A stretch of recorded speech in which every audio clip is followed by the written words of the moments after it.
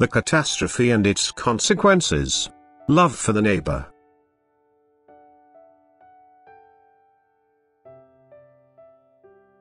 You are all returning to the condition of the most primitive lifestyle, for only by that it is possible to get you to serve in love for the neighbor, which alone can redeem you. To all people is now given the opportunity to work in love, but the free will is decisive as to how far the opportunity is utilized. And thus mankind is out to again create improved life conditions, and just according to the will of the individual, with just or unjust means at that, for there will be just a few serving but most of them letting themselves be served, and at the expense of the neighbors, to again attain prosperity, even though for a short time only, for very soon the end will follow. But the proceeding to the end is set from eternity.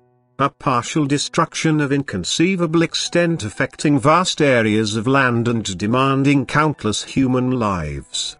So, for these people then the end has come. However, as a result of that, their souls will enter the beyond yet. The last hour for this world has not yet come, where also the portals to the spiritual kingdom will be shut.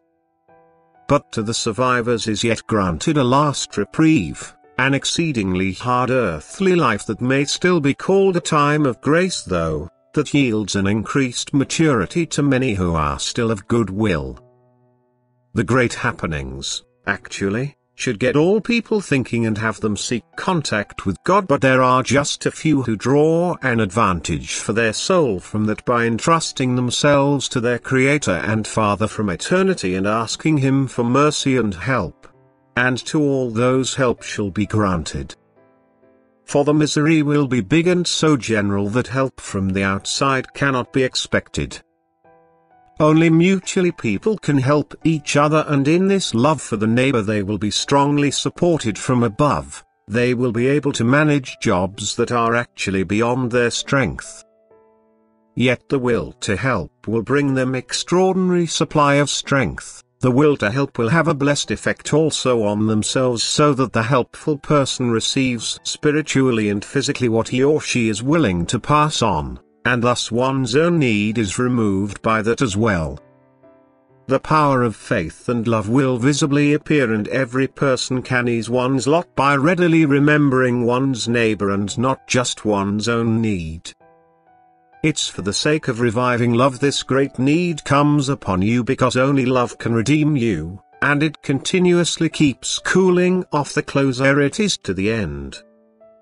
And whoever is still capable and willing to love won't be crushed down by the need, but they will overcome it by virtue of one's love for the neighbor. Still, there will be great sorrow everywhere.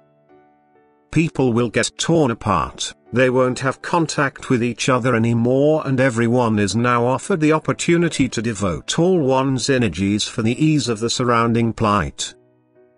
And man can accomplish a lot if just calling upon God for support and having a desire of help for others. But whoever makes use of one's neighbor and tries to take advantage of his need for one's own self will, at the end, be counted to the ones to be swallowed up by the earth at the last day. He will be counted to the ones to be damned because they turned into true devils and will have to share his, Satan's, wages, who will be put in bondage and be again banned in the new earth for an endless long time. Amen.